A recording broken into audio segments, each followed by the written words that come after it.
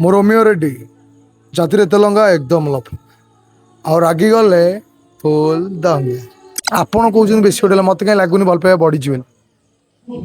ସେ ମୁଁ ମୋ ନିଜକୁ ଦେବି, ମୋ ପରିଶ୍ରମ ବଳରେ ମୁଁ ଆଜି ଏଇଠି ପହଞ୍ଚିଛି। ମୁଁ କେମିତି କହିବି କାଲି ସକାଳେ କ'ଣ କରିବି ନାହିଁ ମୁଁ କେମିତି କହିପାରିବିନି, କେମିତି କେମିତି କହିବି ଯାହା କ'ଣ କରିବି ବୋଲି କିଛି ଗ୍ୟାରେଣ୍ଟି ଅଛି? କିଛି ବି ମିଳୁଛି କିନ୍ତୁ ଆପଣ ଯେମିତି କହିଲେ ଅଧିକା ଭଲ ପାଇବା ତ ହେଇନି, ଯେତିକି ଅଛି ଠିକ୍ ଠାକ୍ ଅଛି। ଅଧିକ ଭଲ ପାଇବାଟା କଣ ଭାଇ? ମୁଁ କେମିତି କହିବି, ଆପଣ ପଚାରିଲେ ଆପଣ ଜାଣିଥିବେ ନା, ମୁଁ ଜାଣିନି, ମୁଁ କେବେ ନେଇନି କି କଥା। ଆପଣଙ୍କୁ କିଏ ଗୋଟେ ଆଖି ମାରିଲେ ଆପଣ ଜାଣିପାରିବେ, ଆଉ ମତେ ଲୋକ ଭଲ ପାଇବେ ବୋଲି ମୁଁ ଜାଣିପାରିବି। ବାପା କ'ଣ ପୁଅର ଗୁଣ ବାହାର କରିବ କହିଲେ? କଳାରେ ମତେ ହଁ ମତେ କୁହନ୍ତି, ଆଉ ବାକି ହଁ ଗାଇଡ୍ କରନ୍ତି। ଖାଲି ବାପା ନୁହଁ, ମଉସା ମାଉସୀ ଆମର ଯେତିକି ସିନିୟର ମାନେ ବି ଅଛନ୍ତି ସମସ୍ତେ ଗାଇଡ୍ କରନ୍ତି, ଯୋଉମାନେ ମତେ ଭଲ ପାଆନ୍ତି। ଜାଗା କିନ୍ତୁ କାମ ସେଇଆ ପୁରୁଣା କାମ। ନମସ୍କାର, ଜୟ ଜଗନ୍ନାଥ। ଆପଣ ଜାଣିଛନ୍ତି ଆଉ ନୂଆ ଜାଗା ସବୁ ତ କହିଲେ ଆପଣ ଆଉ। ଏକ୍ସପିରିଏନ୍ସ କେମିତି ଲାଗୁଛି ଗୋଟେ ମାହୋଲରୁ ଆସିକିନା ଆଉ ଗୋଟେ ମାହୋଲରେ ପଶିବା, କେମିତି ଖାପ ଖୁଆଇକିନା ରହିବା? ଆମ କାମ ହିଁ ସେଇଆ, ଯେମିତି ଅଲଗା ଅଲଗା ଟିମ୍ ସହିତ ଆମେ କାମ କରିବୁ। ଆଜି ଏଠି ଅଛୁ, କାଲି ସେଠି ରହିବୁ, କାଲି ଆଉ କୋଉଠି ଯିବୁ, ଏସବୁ ନେଇକି ଚାଲିବାକୁ ପଡ଼ିବ। କଣ କହି ଆସୁଛି ଏଥର? ଆମର ତ ଏବେ ସରିଲା ଗୋଟେ ନାଟକ, ଅରୁଣ ସାର୍ଙ୍କର ରଚନା, ତାପସ ସାର୍ଙ୍କ ନିର୍ଦ୍ଦେଶନାର ନାଟକ ଭିଲେନ୍ ବୋଲି। ସେଇ ନାଟକଟା ବି ସରିଲା, ଗତକାଲି ଫାଇନାଲ ସରିଲା। ଆଉ ଗୋଟେ ନାଟକ ଆସୁଛି ସମୟ ଖେଳୁଛି ଚକାଭଉଁରୀ, ପପୁ ସାର୍ଙ୍କ ନିର୍ଦ୍ଦେଶନା, ବିନୋଦ ସାର୍ଙ୍କର ଡିରେକ୍ସନରେ ସେଇଟା ହବ। ତାପରେ ଦୀପକ ସାର୍ଙ୍କର, ମହେଶ ହାଜରା ସାର୍ଙ୍କର ଗୋଟେ ନାଟକ ଅଛି। ନାଟକଟି ପ୍ରାୟ ସରି ଆସିଲାଣି। ସରିଯାଇଛି, ଖାଲି ଫାଇନାଲ ବିଜିଏମ୍ ସରିଯାଇଛି। ତ କଣ କହିବ, କଣ ଏକ୍ସପିରିଏନ୍ସ କିଛି ନୂଆ ଲାଗୁଛି ଜାଗାରେ? ନିହାତି ନୂଆ ଲାଗିବ, ନୂଆ ଅନୁଷ୍ଠାନ, ନୂଆ କଳାକାର ମାନେ ସବୁ ଅଛନ୍ତି, ବହୁତ ସିନିୟର କଳାକାର, ତାଙ୍କ ପାଇଁ ମୁଁ ନୂଆ, ଚାଲିବାକୁ ପଡ଼ିବ। କଣ ଚରିତ୍ର ରହିଛି? ନେଗେଟିଭ। ଆଜ୍ଞା ଟିକେ ଖୋଲିକି କହିବେ ଯେମିତିକା ଆଟ୍ରାକ୍ଟ ହେବେ ଲୋକ।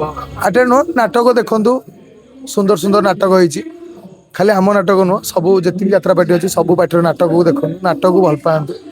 ସାଇ ବାବୁ, ଆପଣଙ୍କ ବିଷୟରେ ଗୋଟେ ଆଲୋଚନା ହଉଥିଲା ଯେ ଆପଣ ସାପ ନହେଲେ ସାଇ ନୁହଁ, ତବେ ତାକୁ କଣ କହିବେ? ଏଥର କେମିତି କିଛି ପ୍ରପର୍ଟି ମିଳିଛି? ମୁଁ ଆପଣଙ୍କୁ ପ୍ରଥମରୁ କହିଛି କଣ୍ଟ୍ରୋଭର୍ସିଆଲ କ୍ୱେଶ୍ଚିନ୍, ମୋର କୌଣସି ଆନ୍ସର ଦେବିନି ବୋଲି। ମୋତେ ନାଟକ ବାବଦରେ ଯାହା ପଚାରିବେ ମୁଁ କହିବି, ବାକି ମୋର ପର୍ସନାଲ ଲାଇଫ୍ ଆଉ ଏଇସବୁ ବାବଦରେ କୌଣସି ପ୍ରକାର ଆନ୍ସର ଦେବା ପାଇଁ ଚାହୁଁନି। ଏସବୁ କଥା ଲୋକ ଶୁଣିବେନି, ସ୍କିପ୍ କରିଦେବେ ଦେଖିବେ। ନୂଆ ଜାଗା ନାଟକଟିରେ ଆପଣଙ୍କର କେତେ ଅଭିନୟ ରହୁଛି ଏବଂ କଣ? ନିହାତି ଯେଉଁମାନେ ମୋତେ ଭଲ ପାଆନ୍ତି, ଆଉ ଜଣେ ଆଗ ଧାଡ଼ିର ପ୍ରଯୋଜକ ମୋ ଉପରେ ଭରସା କରିଛନ୍ତି, ଆମ ଟିମ୍ ଉପରେ ଭରସା କରିଛନ୍ତି, ପୁରୁଣା କଳାକାର ମାନଙ୍କର ଆଶୀର୍ବାଦ, ଯେତିକି ସିନିୟର ମାନେ ଅଛନ୍ତି, ଭଲ ହବ ବୋଲି ଆଶା ବିଶ୍ୱାସ ଅଛି। ପାଠ ପଢିଲା ବେଳେ ଯାତ୍ରା ପ୍ରତି ଇଣ୍ଟରେଷ୍ଟ ଥିଲା? ଛୁଆବେଳୁ ସିନେମା କି କଳା ପ୍ରତି ଇଣ୍ଟରେଷ୍ଟ ଥିଲା, ତାଙ୍କର ଯାତ୍ରା ଗୋଟେ ସଫ୍ଟ ହାର୍ଟରେ, ଆଉ ସମସ୍ତଙ୍କ ତ ସିନେମା ସିରିଏଲ ହଉ ବା କ୍ୟାମେରାରେ କାମ କରିବା ପାଇଁ ହଁ ନିହାତି। କେତେ ଦିନ ଲାଗିଗଲା ନା କମେଇବା? ନା କେତେବେଳେ ଆସେ ମୁଁ ଜାଣିନଥିଲି, କୋଉଦିନ ନା ଆସିବ, କୋଉଦିନ ନା ଯିବ। କେତେ ଦିନ ଏଇ ଯାତ୍ରା ପାର୍ଟି ମୋର ହେଇଗଲା 3 ବର୍ଷ କମ୍ପ୍ଲିଟ୍ ହେଲା। ପ୍ରଥମ ବର୍ଷ ରଙ୍ଗମହଲ, ତାପରେ ପୃଥ୍ୱୀରାଜ, ତାପରେ ତୁଳସୀ, ଏ ବର୍ଷ ସୂର୍ଯ୍ୟ ମନ୍ଦିର। ବେଶୀ ବଢିଗଲା ସାଇ। ଆପଣ କହୁଛନ୍ତି ବେଶୀ ଗୋଟେ, ମତେ କାହିଁ ଲାଗୁନି ଭଲ ପାଇବା ବଢିଛି ବୋଲି।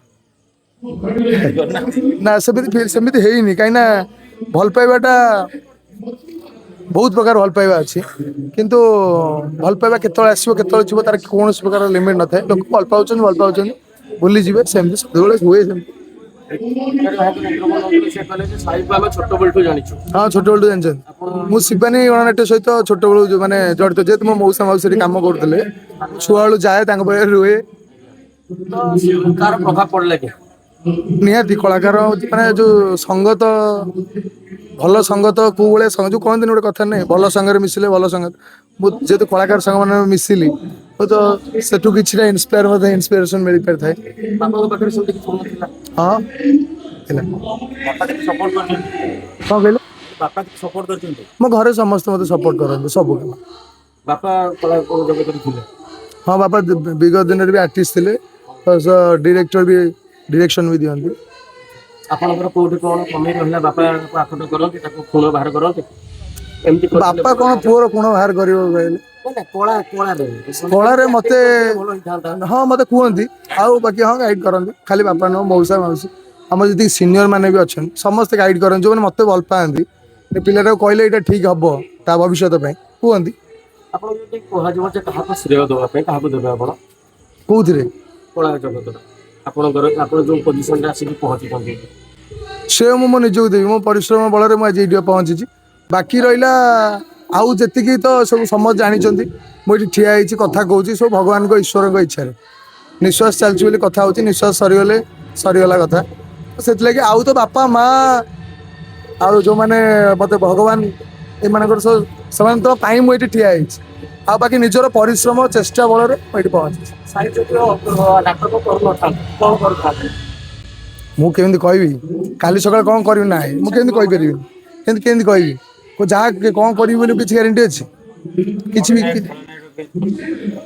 ମୋ ସାଙ୍ଗଠୁ ଇନ୍ସପାୟାର ହେଇକି ଭଲ ମୋ ସାଙ୍ଗଠୁ ଇନ୍ସପାୟାର ହେଇକି ଦେଖିକି, କାହିଁକିନା ଯେତେବେଳେ ଏଇ ଯୋଉ କ୍ୟାରେକ୍ଟର ଗୁଡା ମାନେ ନେଚୁରାଲ କଥା ହବା ବା କଲଗଲି କଥା ହବା ଏଇସବୁ ଜିନିଷ ମୋ ଦେଖିବାରେ ଷ୍ଟାର୍ଟ ଫାଷ୍ଟ ହେଲା ମୋ ସାଙ୍ଗଠୁ। ତାଙ୍କ ପୂର୍ବରୁ ବି ସିନିୟର ମାନେ ଥିଲେ, କିନ୍ତୁ ଆମ ଯେମିତି ବର୍ତ୍ତମାନ ପିୟୁଷ ଭାଇ ଅଛନ୍ତି, ମଉସା ଅଛନ୍ତି, ସେମାନେ ସବୁ ସେତେବେଳେ ମୁଁ ଦେଖୁଥିଲି।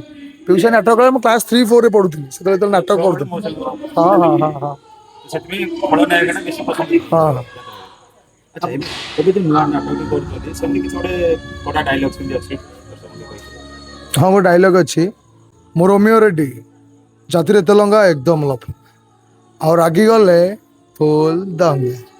ସାଙ୍ଗେ ତ ଭଲ ଦେଖିବା ପାଇଁ ଆଉ ଭଲ ଫିଲ୍ମ ଯଦି ହିରୋ ପାଇଁ କିଏ କୁହନ୍ତି କରିବେ? କାଇଁ କରିବିନି, ସବୁ କରିବି। ଆକ୍ଟିଂ କରିବା କଥା ଆଉ କଣ। ଯାହା ରୋଲ ମିଳିଲେ ବି କରିବେ। ସେ ଦର୍ଶକଙ୍କୁ କଣ କହିବେ? ଆପଣ କହୁଛନ୍ତି ଆପଣଙ୍କୁ ଭଲ ପାଇବା ମିଳୁନି ବୋଲି ଆପଣ ଜାଣିପାରୁନାହାନ୍ତି।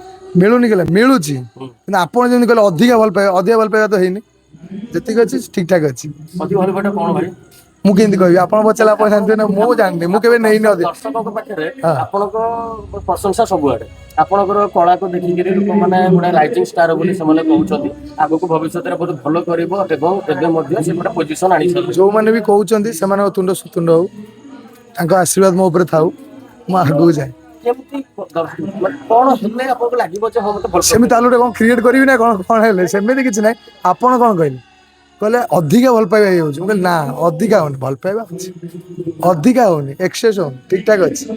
ମାନେ ଆପଣ ଜାଣୁଛନ୍ତି ଆପଣଙ୍କ ଲୋକ ଭଲ ପାଉଛନ୍ତି କି ବୋଲି। କଥା, ଆପଣଙ୍କୁ କିଏ ଗୋଟେ ଆଖି ମାଇଲେ ଆପଣ ଜାଣିପାରିବେନି? ଆଉ ମତେ ଲୋକ ଭଲ ପାଇବେ ବୋଲି ମୁଁ ଜାଣିପାରିବି? କଣ କହିବେ ଦର୍ଶକ ମାନଙ୍କୁ? ଦର୍ଶକ ମାନେ ଏତିକି କହିବି, ଓଡିଶାର କଳା ସଂସ୍କୃତିକୁ ଭଲ ପାଆନ୍ତୁ। ଯୋଉମାନେ ନୂଆ କ୍ରିଏଟର ଅଛନ୍ତି, ଖାଲି ଯାତ୍ରାରେ ନୁହଁ ସବୁ ଜାଗାରେ ତାଙ୍କୁ ସ୍କୋପ ଦିଅନ୍ତୁ। ଯଦି ଯୋଉମାନେ ବି ସ୍କୋପ ପାଉନାହାନ୍ତି ଚେଷ୍ଟା ଜାରି ରଖନ୍ତୁ, ଭଗବାନ ଦିନେ ନା ଦିନେ ଆପଣଙ୍କ ଡାକ ଶୁଣିବେ।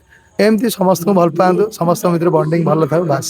ଗାଁରେ ଖଳନାୟକ ସାଇଙ୍କୁ ଛୋଟ ଛୁଆମାନେ ଡରୁଛନ୍ତି କୋଉଠି? ଗାଁରେ। ଏ ମୋର ଏଇ ଚୁଙ୍ଗୁଡୁ ମୁଙ୍ଗୁଡୁ ବେଶୀ ମୋର ଭଲ ତାଙ୍କ ସାଙ୍ଗରେ, ଡରିବେ କାହିଁକି? ଡରନ୍ତିନି ଏ କେହି? ନା ନା ମତେ କେହି ଡର ଡରି କରନ୍ତିନି। ଧନ୍ୟବାଦ।